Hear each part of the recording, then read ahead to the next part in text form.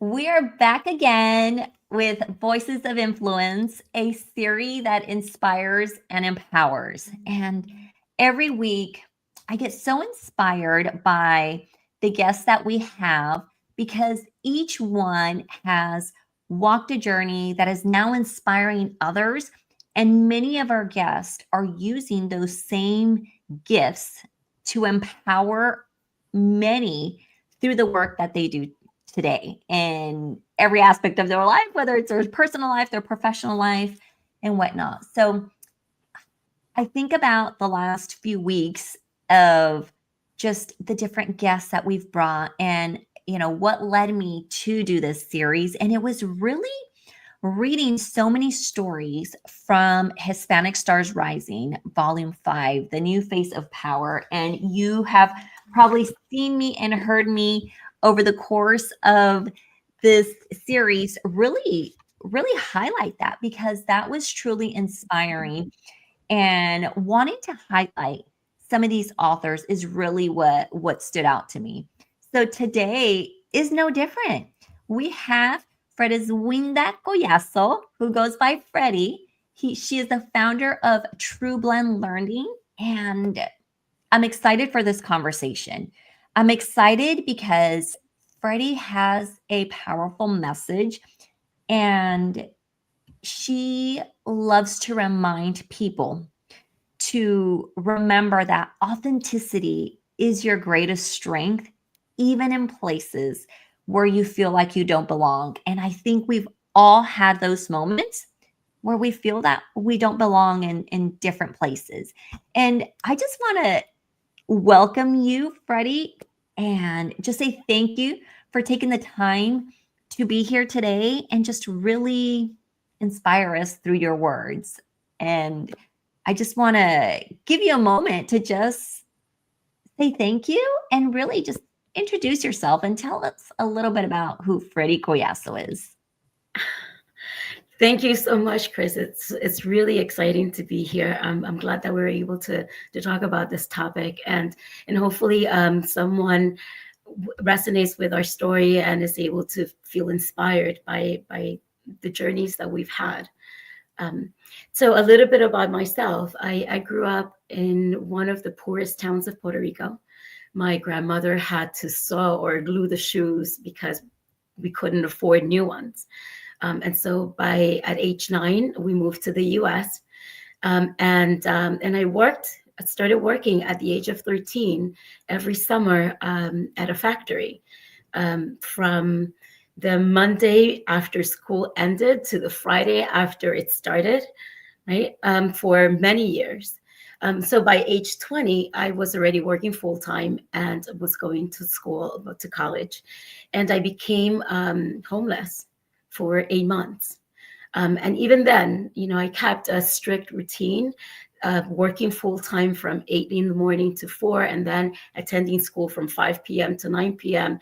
and studying every spare moment in between. And so this is how I earned my bachelor's degree. So then after that, I got married, bought my first home. I had children, went back for my master's. And through it all, I never forgot where I came from and the pride that being part of our culture really is. And so my experience taught me resilience and resourcefulness, right? So I focus on designing for a living, essentially, is designing opportunities to help others thrive.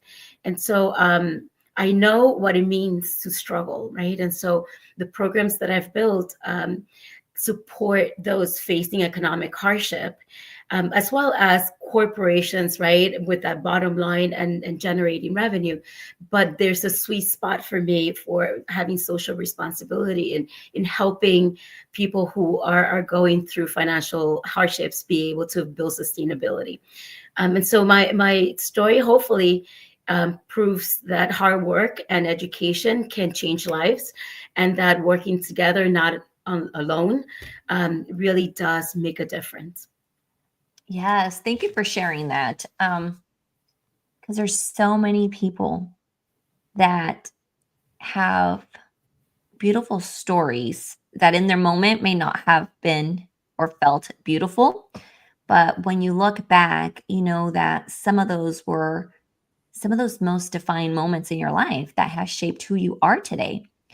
And so that makes me wonder and just ask you, Freddie, is there one particular maybe moment that stands out for you most, um, that you care to share today that has really defined who you are? Yeah, absolutely. So my journey is about more than personal success, right? I think that it's about opening the doors for others so that they too can build better lives. And so at one point I became curious to find out um, what is the connection, or what is the alignment between when you work in a corporation or company, what happens in the everyday situation, and what leadership is actually saying, and how aligned are the two. And so I ended up working at a company that claimed to put people first. And their policies, their leadership messages, and the culture all emphasize authenticity, inclusivity, and supporting employees no matter their background. And so I took them for their word, and I stayed true to myself. I didn't hide my music, my art, my food, right? The culture, that's this Latino culture. I didn't put it in a desk drawer, or put it up in a shelf somewhere, just so that I can blend in. But instead of being celebrated, I was told that I was like a, a square peg trying to get into a round hole.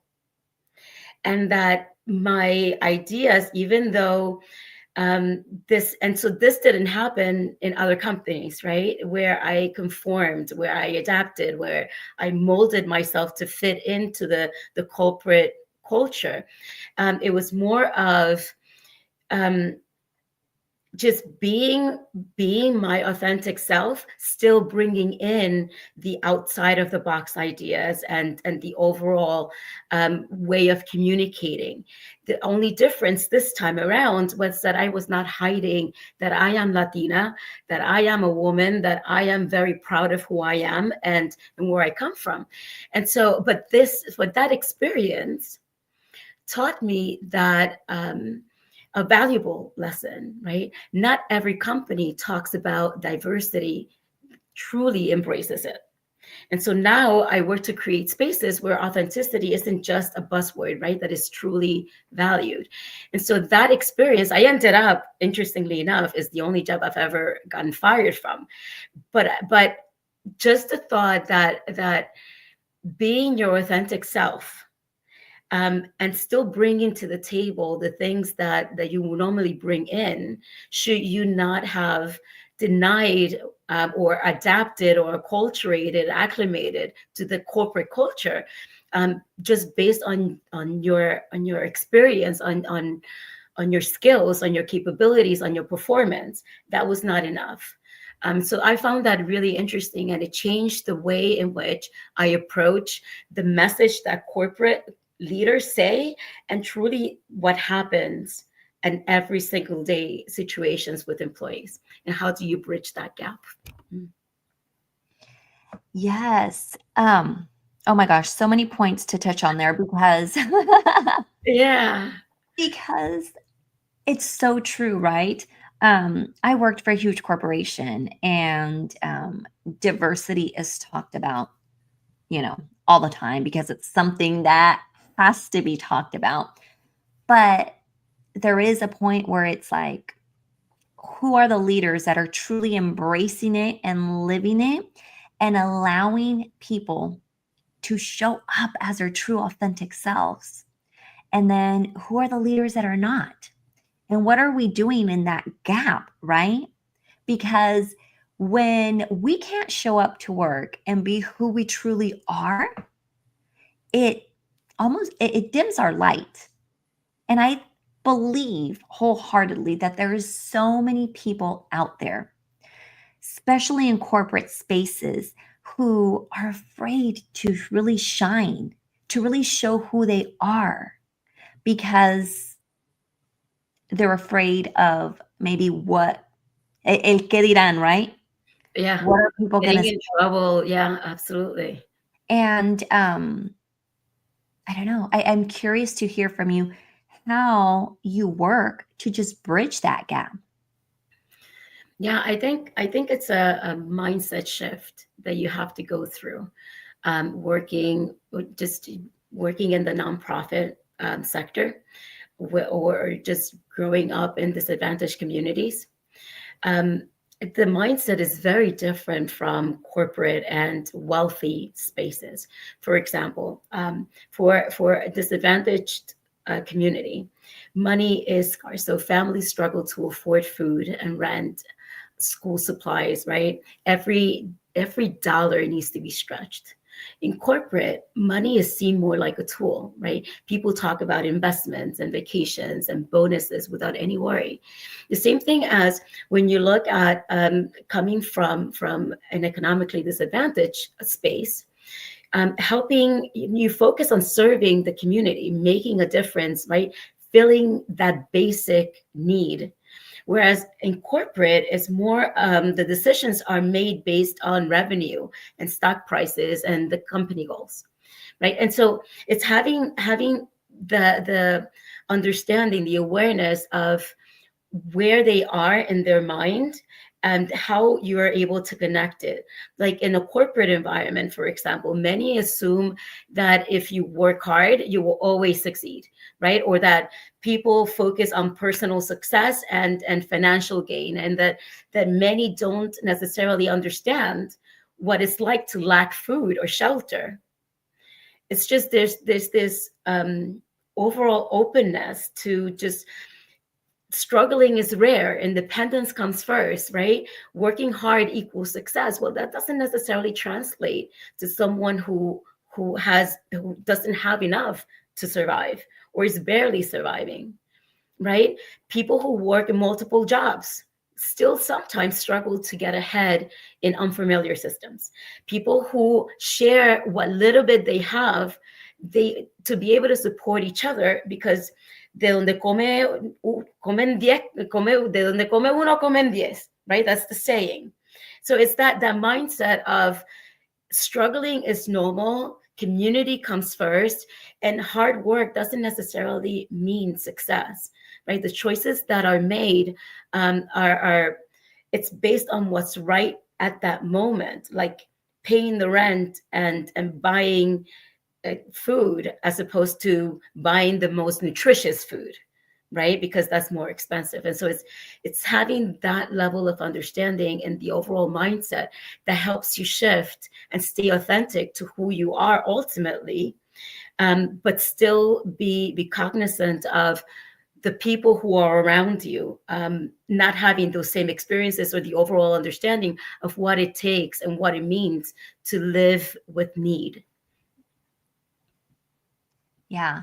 And have you changed your perspective? And I'm sure you have, but I mean, from working hard equals, more success. And if you've, bridged that, I mean, what tip do you have for our listeners who still believe that the harder I work, the more success I will have? I think nowadays you need to work smarter, not harder. Yep. So for example, you have tools. Now you have AI, and you can automate a lot of the processes. You can streamline and find answers much easier than doing it alone. There are resources that you can tap into, and relationships that you can build to be able to create the community that is going to help you get to where you want to be. So I've felt sometimes that I didn't fit in some places, right? Mostly when moving from working in nonprofit to corporate jobs. But from the message around me when I worked, right, was that I needed to change who I was.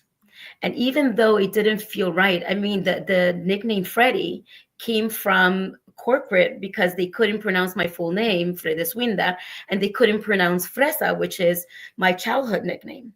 Mm. But I did it anyway. And what happens is that when you start acclimating at that in that level, then you realize that your identity is also dwindling, or it's changing in a way that might not necessarily be true to who you are. And so so when you look at authenticity and what makes you stand out and create real impact, even in spaces where you don't feel that you belong, staying true to who you are, it's building your confidence, right? It's inspiring others. It's, driving the different perspectives that lead to fresh ideas, to better solutions. It's attracting the right people, right? The right opportunities and allies that will come when you stay true to yourself, right? When you own your own story, and you project strength and self-respect, right? That's it goes without saying, right? Your journey can help others who feel that they don't fit in, just by the virtue of you being able to share those experiences. And so being authentic doesn't mean ignoring the corporate culture, right? The American ethnocentric way of being. It means really finding ways of aligning yourself while still honoring your values, your experiences, and your identity, right? And that's what true leadership is. Absolutely. Yeah. And I find that so many people, like we just said, will minimize themselves to fit in, you know, and that may not necessarily be a bad thing, right? It's a choice that they're making in that moment. I think at one point or another, we've all done it. But what happens when you continue to do that year over year, right? I think we get to a point where we lose our own identity. Yeah. And I know it happened for me from a different aspect, not so much in corporate, but more of I lost my identity in motherhood, right? And it's in fulfilling all the needs of my family, because it's something that I really wanted, I wanted to experience being a mother. And so I dove all in, and there was so much, there were so many needs there, especially having children with a variety of needs and medical situations. I lost my identity in motherhood, but there's so many people that lose their identity within their jobs, right? Because it's a career that you worked so hard for, and you went to school and you poured so much of your time and energy and love, and you lose your identity when you stop being who you really are, and what really sparked that interest in that career or whatever it is starts to diminish. And then people reach a point where they feel lost. And it's that rediscovery of yourself, of who am I really? And what do I do to rediscover those passions that I had before? And I feel like it's such an important topic. I just got off a live that we held earlier, and it was incredible to see the people that shared that they just feel like they're in a space where they're not fulfilling their purpose or their passion. And these were individuals already in their late 50s and 60s, right?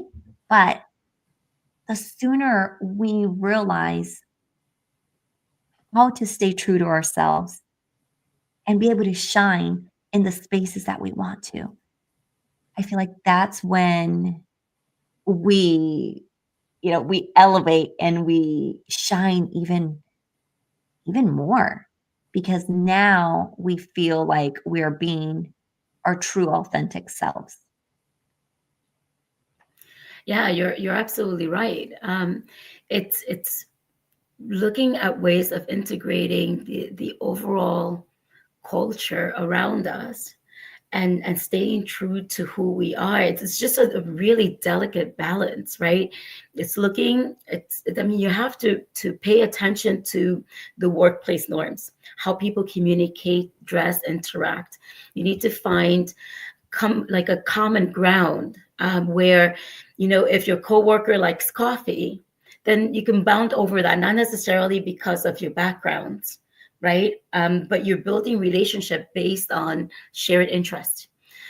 You're looking to educate through exposure, right? So you're introducing aspects of your culture in natural ways through conversations, through team lunches, through storytelling, right? Instead of hiding your traditional foods, then maybe we can share it in a potluck and explain the significance of that dish. So there are a couple of things that you can do, right, to be able to stay within your, like, uphold your work ethics, your integrity, your unique perspective, and still be able to understand and share and accept the differences from other cultures, right? So from that standpoint, yeah, absolutely. It's that very delicate balance. And what's interesting is that when you start looking now at corporate, and you look at racism and prejudice, unconscious bias, it's interesting how it has shifted, right? The last even 20 years, from it being a blatant just conversation that you can tell is very racist, to a very subtle way, right? So it's not solely based on the color of your skin anymore. It's really based on the life that you have or that you've had, right? Like, have you traveled? What clothes you wear? How you speak? Where you went to school? And so it's not so much how dark your skin is, but you get promoted, you get invited into groups based on these other new set of criteria.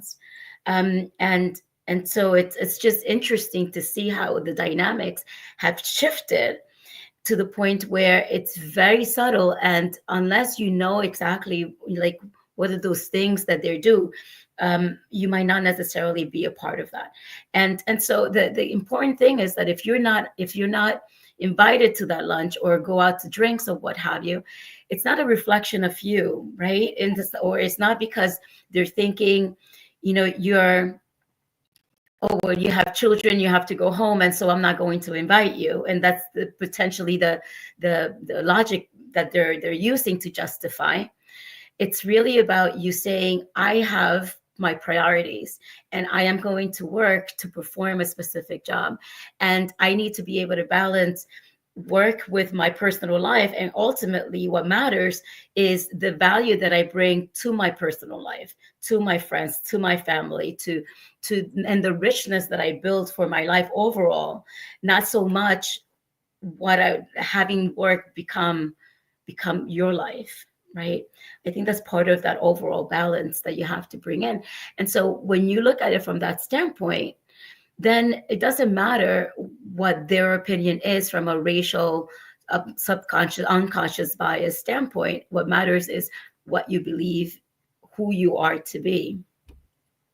I love that. I love that. Thanks for that reminder. And it took me a really long time to really realize that how can I say this? We train people how they treat us, right? And I think everything that you've shared in terms of, showing up authentically and all the different ways that you were able to share on how we can do that is a way that we can also, stay true to ourselves and train people how to treat us, even if it's from, how they pronounce our name, right? And do they choose to embrace it and make that effort to pronounce it because they will get it with practice?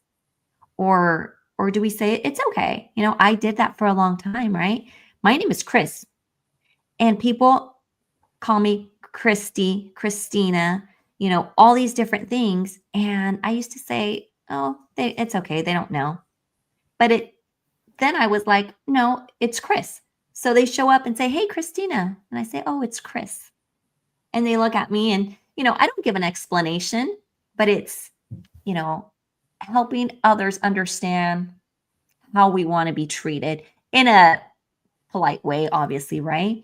And so thank you so much for really sharing those different perspectives especially with your background and everything that that you do in your same profession. And I just, I want to almost wrap it up with and just ask you, what is that final message that you have for the audience today?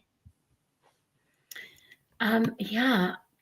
So I want people to feel seen and valued for who they really are. So being yourself is our superpower, right? Even when it's hard, your story can inspire others, right? And help create spaces where everyone belongs. And so true leaders lift others up and make room for all voices to be heard. And I think that it's a responsibility that each of us needs to have, not just to ourselves, but to our families, to our loved ones, and to the people even who we work with, who we collaborate with, so that they can truly understand the richness that we bring to the table. That is not just putting it to the side and having someone not pronounce your name correctly. Although, with my name, that's still sometimes the conversation, right? I'll have a jug full of pennies if everyone pronounced my name correctly. But just to be able to have someone try the correct pronunciation, that says a lot. And so being able to bring your culture and what you're bringing into the space from a capability standpoint, but also from a cultural heritage standpoint, I think that's really, really important, right? And so we need to create our own spaces where if the corporate norms feel limiting, just create opportunities to express yourself, right? Through employee resource groups, mentorships, or side projects, right? You can start by even a diversity lunch series if you wanted to have employees be able to share cultural experiences. The key is to integrate without erasing, right? Bringing your full self into corporate spaces, into work, was still navigating them strategically and still staying true and aligned with who you are as an individual. Thank you so much, Fredeswinda, for just pouring your knowledge onto us. I really appreciate it. And you touched on the things that I love most, right? Which is storytelling and the value that our stories have, right? Our stories are our superpower. And I wish that everyone listening, would truly embrace all their different stories, right?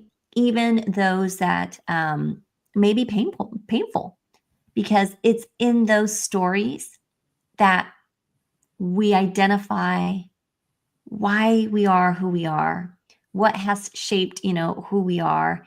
And that is ultimately our greatest superpower, our stories, all the ones that we hold within. So thank you so much. And I just want to, take this moment to invite others to share their stories.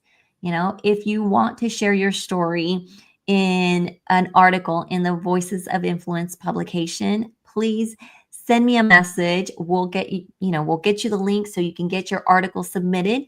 And also, if you want to share your story in one of our collaboration books, please reach out. We have 5 books that are coming out this year, and they are really meant for you to connect with those individuals that have similar experiences of sharing their wisdom and their stories that are really going to transform people's lives. And so this is my invitation to all. I'm going to leave the names of the books and a way you can connect if you wish to share your story in a collaboration book, or if you wish to share your story in an article. Just reach out. We're just a message away from having you share your wisdom with the world. Freddie, thank you so much for this time. I enjoyed connecting with you today. I've enjoyed connecting with you in the past, and thank you for the work that you do. Thank you, Chris, as well, for the work that you're putting together. It's really fantastic. Thank you. And to everyone else, we will see you next week for our final episode in the series Voices of Influence. Until next time.